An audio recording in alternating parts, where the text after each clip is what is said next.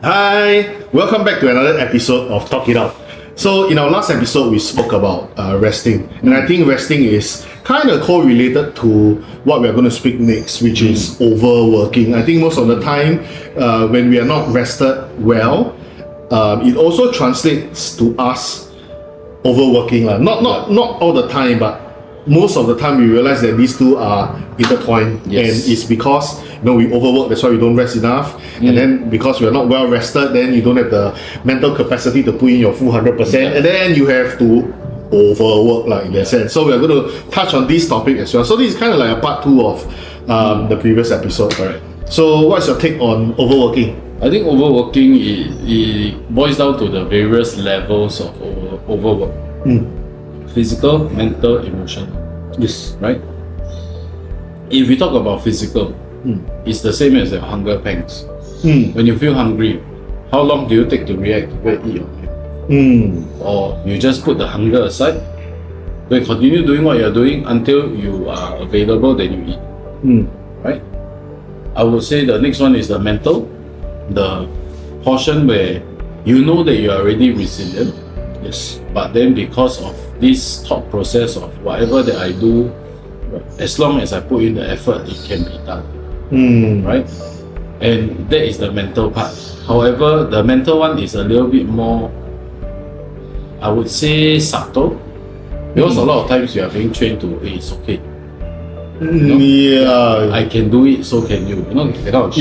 So it's a bit like the kuih lapis, stack, and then too much. But when we are talking about mental, it's really about identifying when your productivity drops. Right. So, example, when I was in uni, I was studying for my exams. I'm not a kind of person that will study beforehand. So I will usually cram everything in the last 2-3 days that I study. So in that point of time, I was studying with a group of friends. Then we were studying at his house. So while we were studying, right, then after that he was like, hey bro, go sleep. Then after that he cannot you study finish what? No lah. Now you read, got anything going on? Nothing going, right? Mentally you already cannot take it. What? Yeah. So go and sleep. Yeah, go and recharge your brain and whatever. Right? Then after that he told me the law of diminishing productivity. Yes. Or the law of diminishing returns. Right? So the longer you do it doesn't mean that you are getting the same level of productivity. Yep. But if you stop for a while and then you come out again and then do it again, your productivity will shoot up very, very high. Right? So that is the mental portion. Emotional, I would say, is the level of guilt, the level of regrets, or the level of like, I should have done this. Yeah. Right? But that is kind of like I think it's a Singapore context, where we are generally more kiasu, and things are very fast-paced, very dynamic here. Things are moving at a pace whereby it's too fast for our own good. Then we all develop this FOMO thing, right? Whereby we feel like, wow, if I'm not putting X amount of time and more, what if I lose out? It's a very bad mindset, honestly. So I feel the emotional part of it is also very relatable to people who are employed. A lot of times your boss, hey, we are family never mind. So what, family, then you need to pay me also what? Right? You need to reimburse me for the effort that I'm putting in. It's the same as when you're working for a family business. Can't be you work for free, right? I mean, for a short period of time, still okay, right? Until everything is back up on its feet and everything is moving, then you can reclaim back what you have put in. Right? Am I right to say? Yeah. Because everything. That's right. Even for business owners, right? Business owners, for myself, for yourself, I believe they were at the start. We were doing a lot of things without getting paid. Right? Even last time when I had my shop, I had to vacuum the floor myself. I had to pack, I had to move, I had to wash, I had to do this, I had to do that. All this all not paid one. Right? So I would say in the emotional context, most of the time is that because of your colleague, because of your friends, because of your family, then you try and suck everything in. Then the emotional rest that you're supposed to have, you don't have. Agree. Right? Then you don't have the output of the pent up frustration or the pent up pressure or whatever that you suppress, right? It actually creates that pressure. Yes. And sometimes you don't even know what you're feeling. Yes. Right? That's the emotional aspect of it, of being overworked. Right. So in terms of overwork, I feel the basis of it is really about the discipline. Yes. Right? If you have the discipline to have your schedule, have a plan, and do what you're supposed to do, and draw the line between when are you going to do it, how are you going to do it, I don't think anyone will be overworked. Agree, and I think this whole part about discipline, right, also translates to accountability. So, nowadays we have very flexible working schedules. I mean, not all, some industries, no choice, you have to be there, means you have to be there, especially retail, right? You can't say, oh, today retail, I work from home, then the shop closed, cannot lah, right? Yeah. But for office jobs that have more flexible hours, I think you also got to consider, okay, my time is 9 to 6, right? And what are you doing with that time? Are you 9 o'clock, your boss is paying you money to effectively work from 9 to 6, but when you come in at 9 in the morning, what are you doing? Is it you, hey, put your bag down, hey, hello, then say hi to everybody, say, hey, 你要喝什么啊? Coffee ah, teh ah, then go and buy breakfast, come back, bang sai, eat one breakfast. By the time you actually start work, right, and get ready, right, 10 o'clock, sit down, settle down, 10:30, type 1, 2 email, your colleague will come and ask you, hey, 等一下 吃什么啊? Eat what for lunch? And 1 hour debating. Then really, what are you doing? Because if you have wasted half the morning, right, and let's say you have proper work to be done, right, you initially had 9 to 6, but you screwed up the first 3 hours, then you need to cram, then you end up having to OT lah, stay back lah, and then you know right, most jobs nowadays OT you also don't get paid. Then you don't know OT for what OT. Everyone is an executive now. Yeah, so that's the point, right? It's about having the discipline to know that, oh, if my time is 9 to 6 and maybe I wake up at 8, I reach there, and if I could maybe just leave the house 5-10 minutes earlier so that I reach on time and I can settle down, get everything on track, and then start work. I'm pretty sure you might actually find yourself having so many pockets of time in between because you are clearing your task with more focus. Right, and then comes the next problem lah, because you clear your task, right?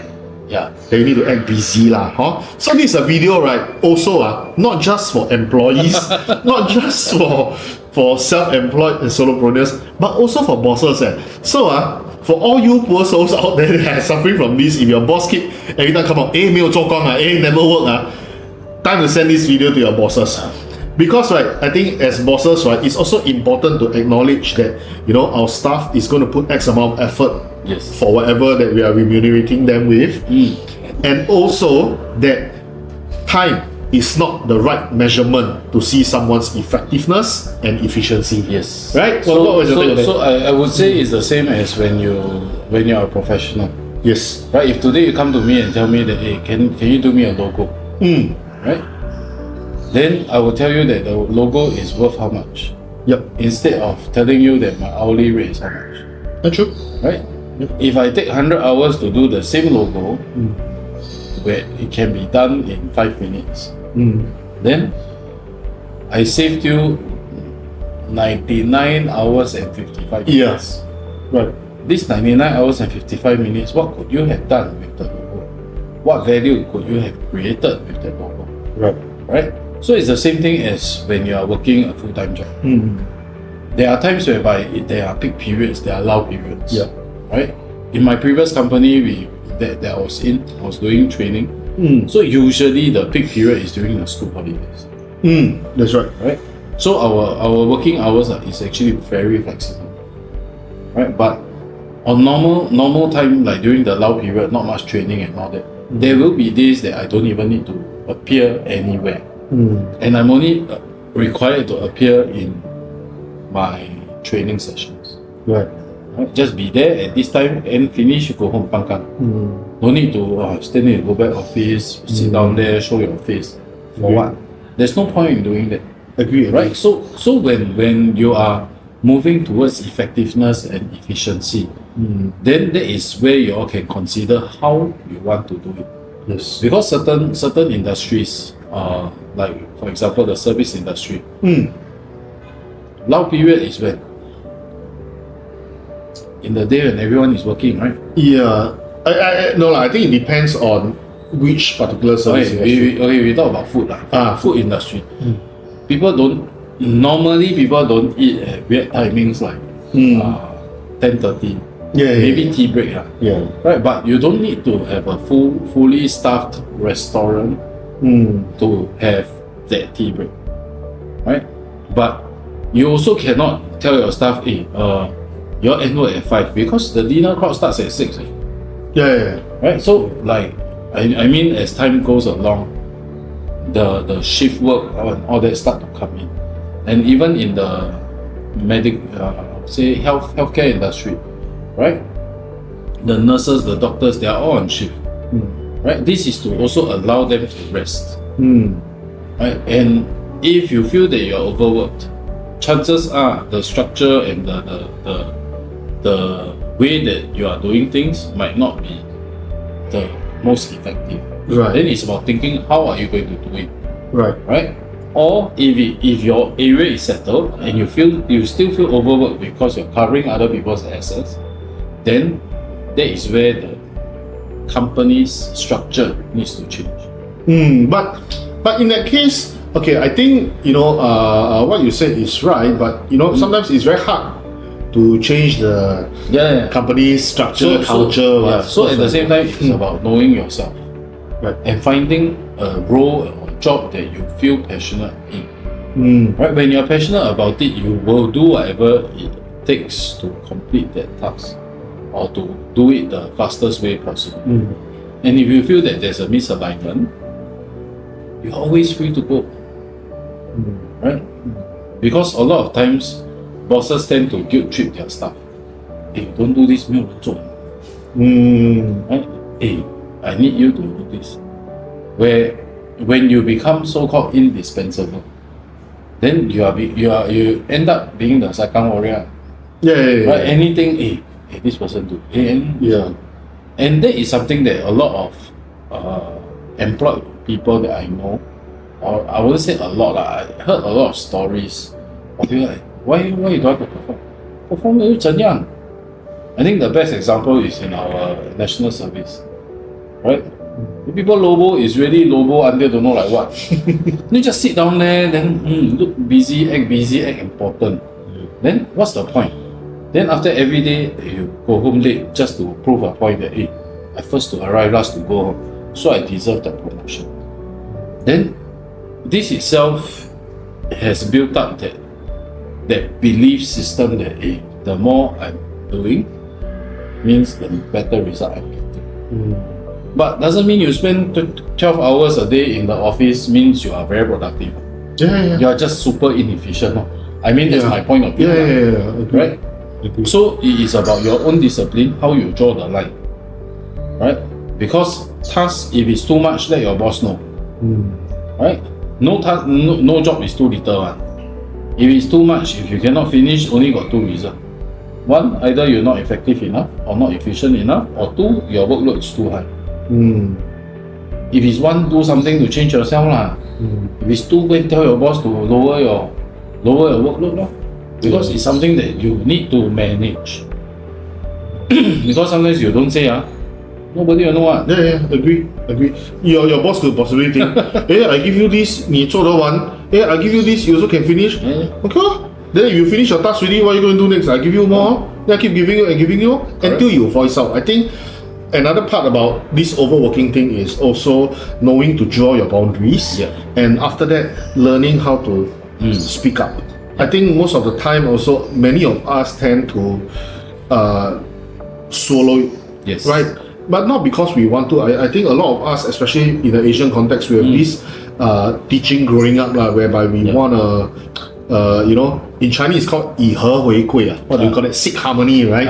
We don't want to confront someone else, and we don't want to go into a conflict. Yeah. Right. So we rather avoid it. Yeah. And like, if I can do so far, I do lor. Until I cannot do one thing, then I key I resign lor. But then that never happens because then it goes back to the FOMO, right? Yeah. And then you just go into this crazy circle of working lah. I think a perfect example, right, would be Grab. Yeah. When Grab first started, the incentive very good, right? Yeah. Right. So when I was driving Grab, I had a group of friends also doing it. Yeah. Right. That time 1 month is about 10 to 11K, right? With all the bonuses and all that. So we chung for the incentive. So 80 the first time they launched 80 trips. But it's also dependent on how much you are currently driving. So they want to bid you to do more, right? So I got this friend that really do part-time and another friend do full-time. Then I'm the half one. Then I do in the morning and the night. Yeah, don't do in the day. So after that, the one that do a lot, his target started at 100. My one was about 70. The one that I 走卖走 at 60. But the incentive is the same. You complete 60, you get 1K. I complete 70, I get 1K. He complete 100, then get 1K. Oh, 100 trips. Yeah. Then I said, okay, never mind. Then we chung together. So I hit mine already, right? Then it is for a few weeks, for about 2-3 months in a row. So the 100 one hit already. Following week, his target became 110. My target became 80. His target became 70. Then it went on. Okay lah, you do 1 week, 2 weeks, I feel it's fine. Yeah. But if you are doing it like 1 month, 2 months, 3 months, by the time we finished, right, it was about 5 months later.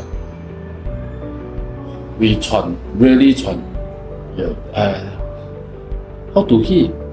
You hit a point of you cannot break that barrier one. And you are getting the same amount.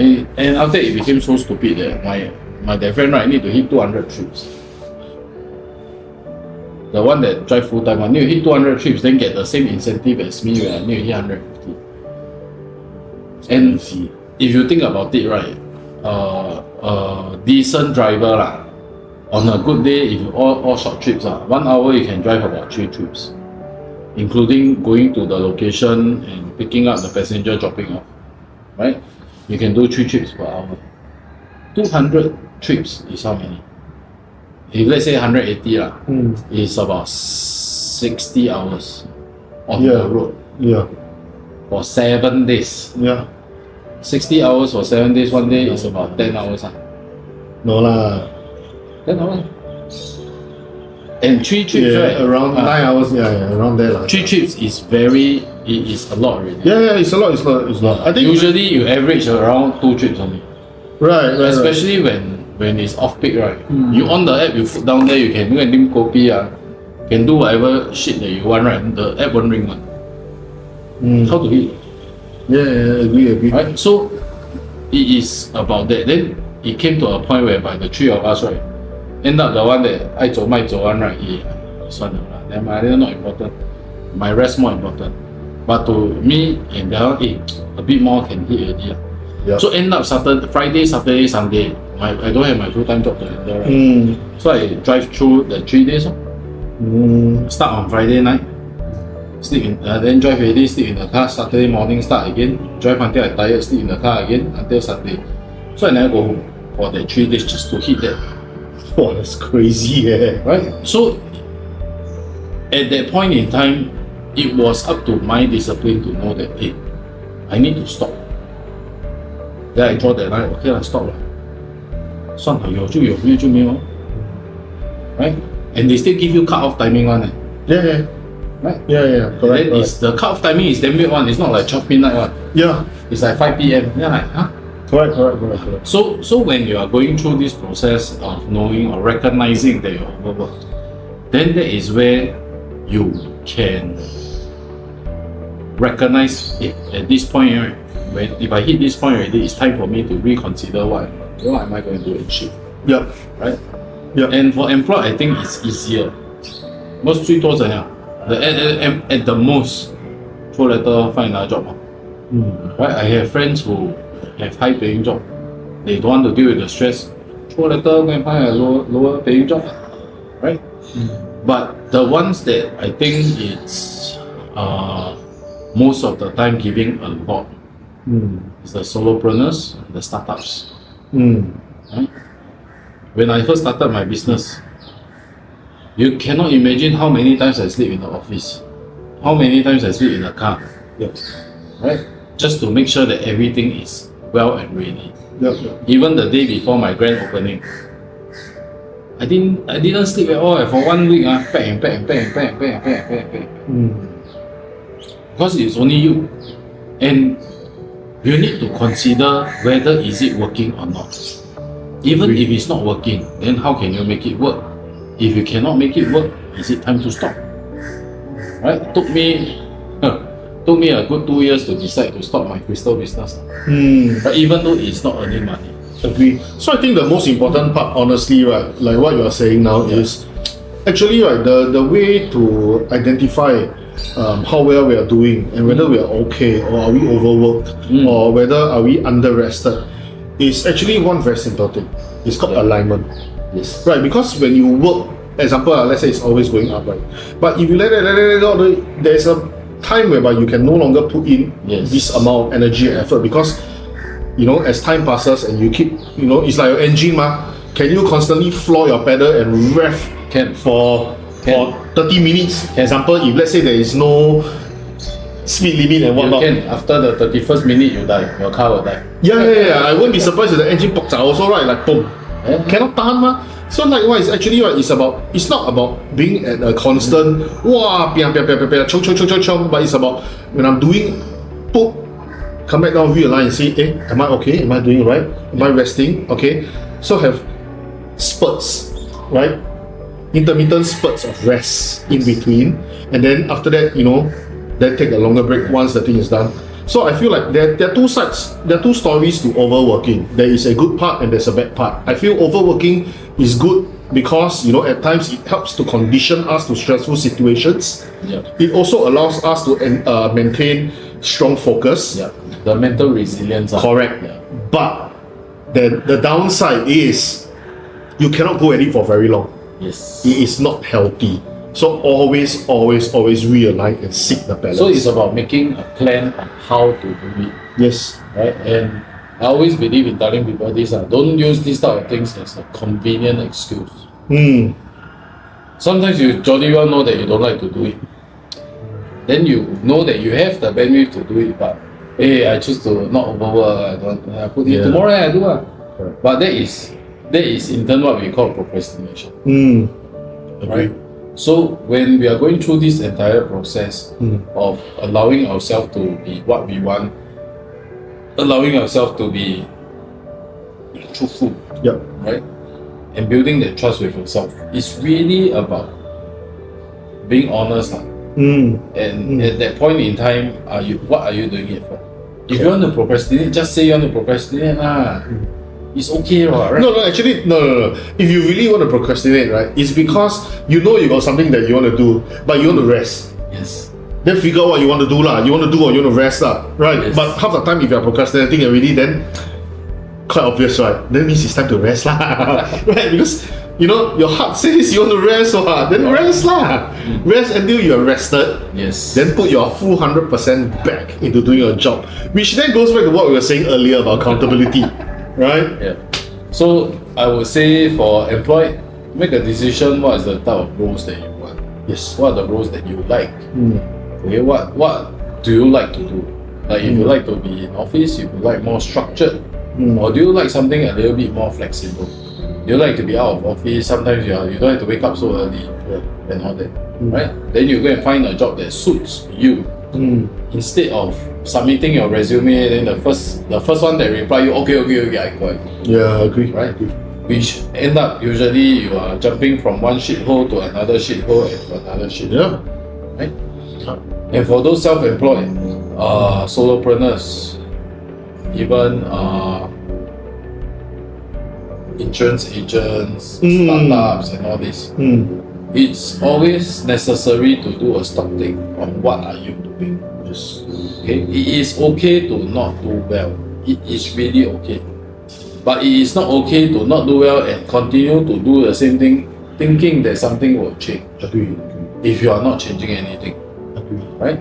So decide on how you want to do it and move forward from there. If it's time to let go of it, and if it's something that you're not cut out to do, then learn from it, move on. Then choose something more suitable to do. Right? That's where life is. That's what life is like. Yep. Right? When you all go through the ups and the downs, and how you manage your own expectations, how you manage the things that's happening to you. Right? Agree. Yeah. So I think with that, overworking is something that it's very subtle, that only comes out when I know he overworked, because why then? After so long, then something happened to him. Or some health issues start to come up, and this is a sign of overwork. Yeah. But I would say take the next take one day, really half an hour, 1 hour. Really look into the things that you are doing. Really look into the things that how are you doing it. Then identify if really have you been putting in that effort, or have you been lazy, or have you been putting in a little bit too much. Right. Then come up with a plan on how you want to move. Right? And from there, if you need to quit your job, but do it with a plan. Don't because over here talking about I tell you to throw letter, you can throw letter. Yeah. Please do not do that. Yeah. Okay? Always plan out how you want to do it before doing it. Okay, if you want to have contingencies, it's good, but don't come up with a million what ifs and then stop yourself from doing it. Yep. 1 or 2 contingencies is more than good enough. Right? That's right. Yeah, so with that, that will be all for That'll be all for today. That will be all for today. And if you have not done so, please follow us. And if you feel that there are people who needs to listen to these messages or this podcast, do share with them. Yep. So upcoming, we will be inviting guest speakers in to share with you how you can know yourself a little bit more, how you can improve yourself, and what are the tools available in the market that you can use. That's right. Right? And that is where we grow together. If in any case you need to, drop us a comment, drop us an email at TalkItOutSG@gmail.com. Yep. We'll be more than happy to address the things that you all are facing.